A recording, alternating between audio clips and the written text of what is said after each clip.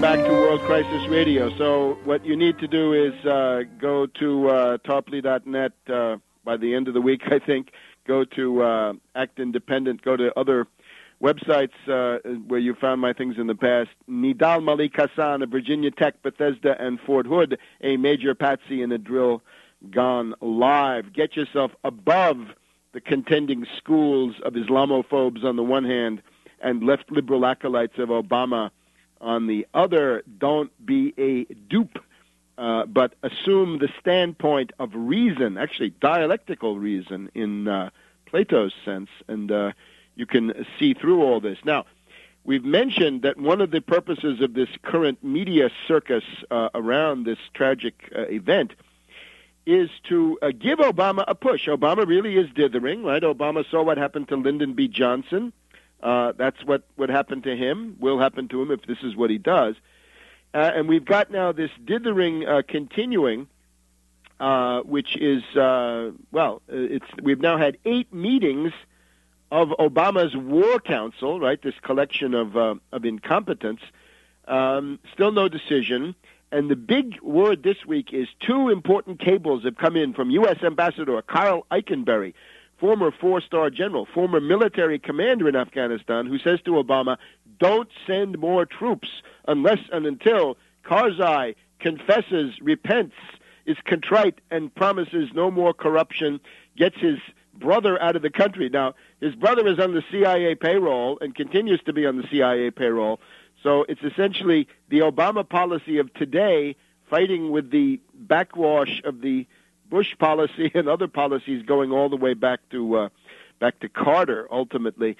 So the Eikenberry cables contradict the demands of McChrystal, and therefore much bad blood, resentment in the Pentagon against Eikenberry, who is now of the State Department. And here we have the options, 3 options published here in the Washington Post. Option 1, the McChrystal proposal, 40,000 extra troops, cost $33 billion. Option 2, the Gates option, the middle way, 30 to 35,000 troops, $27 billion in expenditure. I take it that's the Brzezinski faction's gambit, the Gates option. Option 3, the hybrid, 20,000 troops, $22 billion. It's a compromise between the status quo and now this would seem to be perhaps the Biden plan, right? Since Biden is supposedly the leader, although don't trust him, of the people who oppose escalation. Anyway, peace movement, where are you? This entire thing hangs in the balance. Where are the demonstrations? Where's the emergency march? Nothing going on in Lafayette Park across from the White House. The Tea Party people come. They get tremendous media attention. Every time 5,000 teabaggers show up, it's a major media event. Peace movement, anti-war movement. Can't you mount anything? We have a very interesting letter from Lori Dobson, former candidate for U.S. Senate in the state of Maine. Letter now signed by Cynthia McKinney and a series of other important anti-war leaders saying, Obama, don't escalate. If you do, we will have to go to immediate demonstrations against you. We will have to find anti-war candidates to support in the congressional election. And, most important, we will be looking for a candidate against you, a peace candidate, possibly peace and recovery, in the Democratic primaries, which begin then as soon as the 2010 elections end. So a year from now, we will have primary action gearing up big time. We are at that point now. So the news from Iraq is more and more heavy bombs. We've got in this supply line, right? We've talked in the past about the supply line to the forces in the Baghdad area of Iraq, right, going across the enemy's front or the supposed enemy's front for 1,500 miles. You've now got an even worse situation, really, in Afghanistan. Everything has to come in through the Khyber Pass, and the Taliban have figured this out, and they're now attacking oil tankers on the road between Peshawar and Kabul, and that goes across that storied Khyber Pass. Generally speaking, we're having a fit of imperialist, an imperialist hissy fit here in Washington. It's shared in London. Gordon Brown is rebuking Karzai for his corruption, right? No more Tommies for you unless you come with a clean hands policy, says the hypocrite and desperate demagogue Gordon Brown.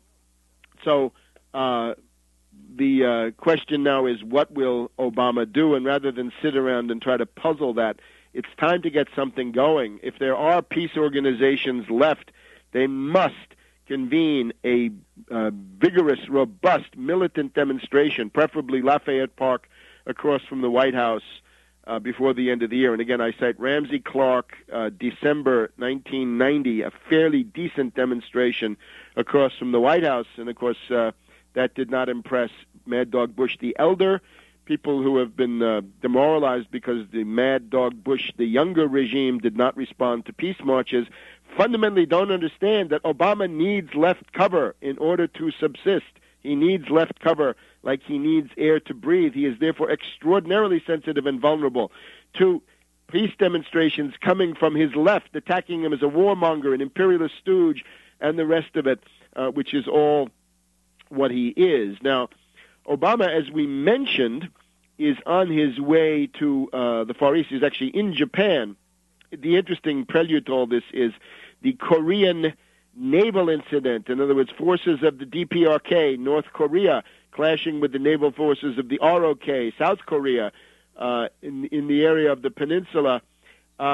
This entire North Korean Kim Jong-il story has been a great godsend and boon for the Anglo-Americans in the Far East, because this threat is what is used to keep Japan and South Korea in line, strictly in the U.S. camp of obedience. And just on the eve of Obama going there, we see this going on. We've also got the possible presence of Al-Qaeda. That's another story we'll be looking into. Al-Qaeda seems to be surfacing in Japan, which makes no sense at all, but there it is. So Obama's going to meet with Hatoyama. Now, Hatoyama, I think, an untested quantity. This is now the first time that it's not the Liberal Democratic Party in a good long time. This is now this opposition party, which is essentially a catch-all. It's a congeries of all the opponents of the Liberal Democratic Party over these many decades. Issues include the Okinawa bases. Will Obama go to Hiroshima and Nagasaki? He wants to duck that one. And generally the issue of hegemonism.